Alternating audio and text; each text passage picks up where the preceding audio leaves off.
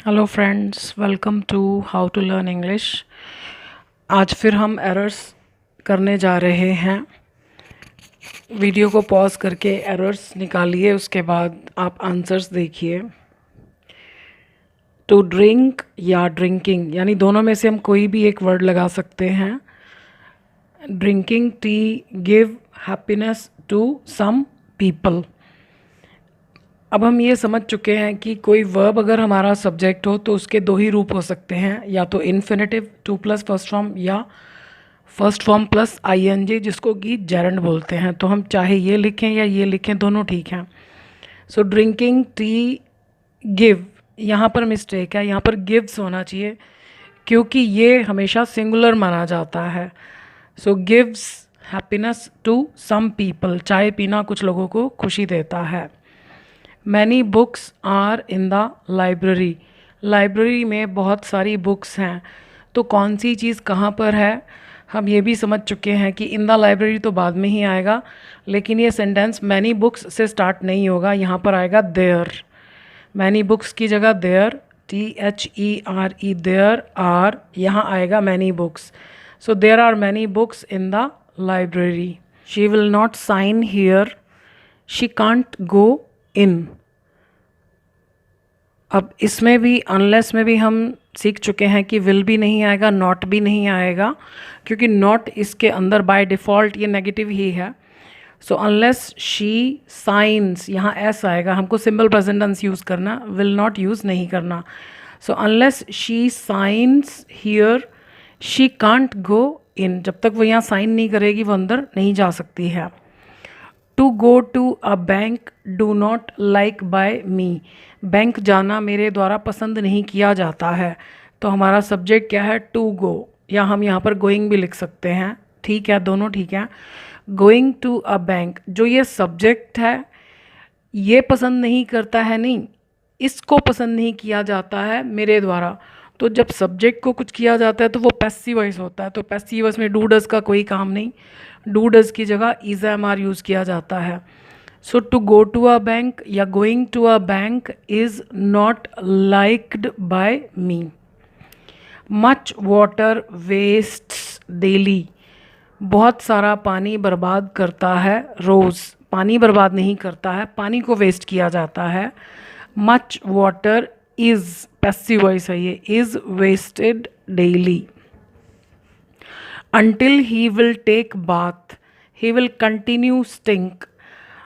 until के बाद will नहीं लगाना, until he takes bath he will continue, यहाँ to आएगा। अब हमने ये भी सीखा कि जो हमारा पहला वर्ब है, जो हमारा मेन वर्ब है, उसके फ़ौरन बाद अगर वर्ब आता है तो हम इन्फिनेटिव यूज़ करते हैं, यानी टू प्लस फर्स्ट फॉर्म।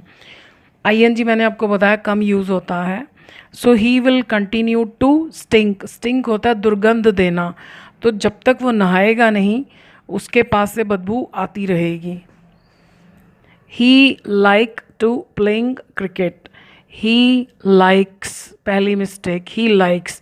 अब वर्ब के बाद वर्ब आए तो हमारे पास दो ही ऑप्शन है, जैसे हमने यहाँ देखा वर्ब के बाद वर्ब आ रहा है तो हमने यहाँ टू लगाया। सो ही लाइक्स टू, टू के बाद आईएनजी नहीं आता, टू प्ले क्रिकेट, या फिर हम टू को हटा दें, he likes playing cricket.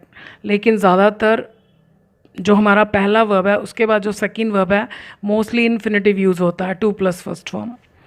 The child wants to beat, बच्चा चाहता है। अब आप देखो वर्ब के बाद वर्ब, हमने टू प्लस फर्स्ट फॉर्म लगाया, वो तो ठीक है कि हमने टू प्लस फर्स्ट फॉर्म लगाया, लेकिन अब इसमें एक और मिस्टेक हो गई।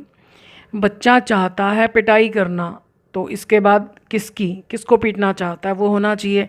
लेकिन मैंने आपको बताया कि ये जो सारे सेंटेंसेस हैं ये इंडिविजुअल सेंटेंसेस हैं, मतलब ये सिचुएशनल नहीं है, ये किसी कंटेक्स्ट में नहीं बोले गए कि हम ये क्लियर कर सके कि बच्चा पीटना चाहता है, किसको पीटना चाहता है हमें पता होगा, ऐसी कोई सिचुएशन ही नहीं है, तो किसको का जवाब तो हम लिख नहीं सकते। सॉरी। तो इसका मतलब है कि बच्चा पिटना चाहता है। जैसे कई बार बच्चे ज़िद्दी हो जाते हैं तो वो मार खाए बिना समझते नहीं हैं, तो द चाइल्ड वॉन्ट्स, ये पैसिव वॉइस होना चाहिए, क्यों, क्योंकि ये काम बच्चे ने नहीं करना, बच्चा चाहता है कि उसके साथ ये काम हो। So the child wants to be beaten, be plus third form के बिना पैसिव वॉइस नहीं बनता है। तो यानी अगर हमारा सेकेंड वाला वर्ब पैसिव वॉइस में है तो उसकी शक्ल होगी to be plus third form. So the child wants to be beaten. To be honest all the time difficult. To be means होना, ऑनेस्ट मीन्स ईमानदार, ऑल द टाइम सब समय सब जगह सब सिचुएशन में ऑनेस्ट होना। सब्जेक्ट के बाद वर्ब मिसिंग है, is difficult. To open a library in our area, ये सब्जेक्ट है पूरा। वैसे तो सब्जेक्ट सिर्फ ये शब्द है, ये सारा इससे कनेक्टेड है, तो हम मान लेते हैं कि हमारा सब्जेक्ट यहाँ से शुरू होकर यहाँ तक चल रहा है। So to open a library in our area will promote, यानी जो ये सब्जेक्ट है खोलना, लाइब्रेरी को खोलना, ये क्या करेगा? प्रमोट करेगा, बढ़ाएगा। किसको? रीडिंग हैबिट को, पढ़ने की आदत को। तो इस सेंटेंस में कोई मिस्टेक नहीं है, क्योंकि इस काम को कौन करेगा? ये सब्जेक्ट। तो ये सेंटेंस बिल्कुल ठीक है। To have a servant save our time. To have means होता है कि किसी चीज़ का हमारे पास होना, तो एक सर्वेंट का होना। सेव्स, यहाँ एस आना चाहिए, क्योंकि जब भी ये सब्जेक्ट होगा तो ये is it, this is equal to it, तो इट सेव्स होता है। So to have a servant saves our time. To be a dog protects our house from thieves. अब हिंदी में अगर हम देखते हैं कि एक डॉग का होना, जैसे सर्वेंट का होना, डॉग का होना बचाता है हमारे घर को चोरों से, लेकिन ये मीनिंग बहुत ही अजीब हो गया।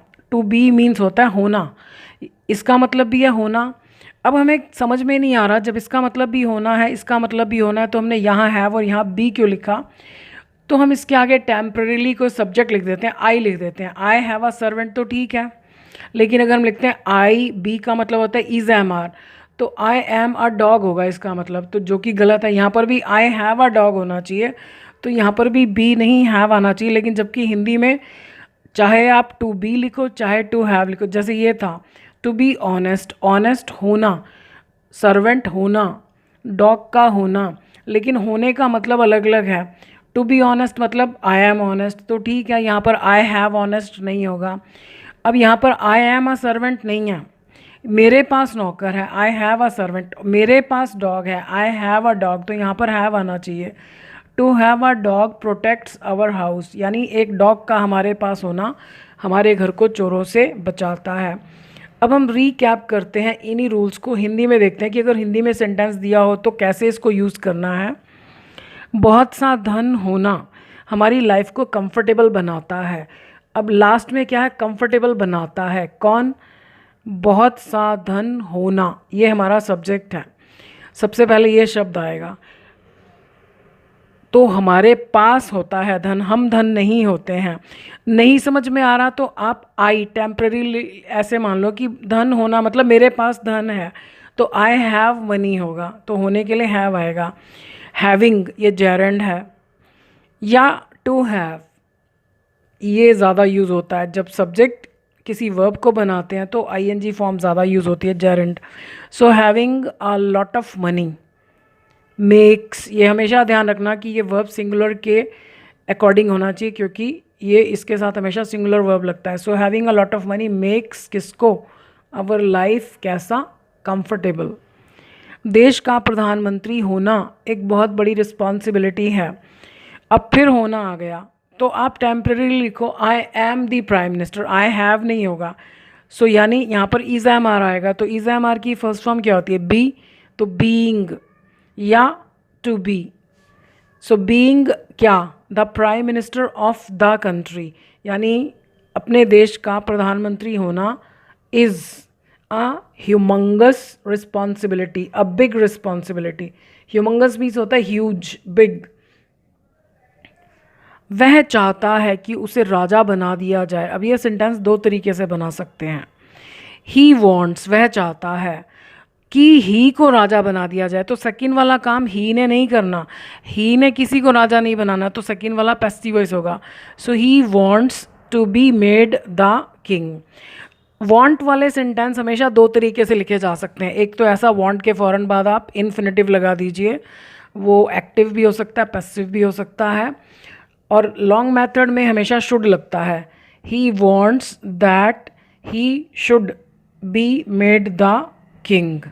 तो दो तरीके हैं वांट्स के साथ सेंटेंस बनाने के, एक ये और एक ये। सो आज के लिए इतना ही। Thank you for watching this video.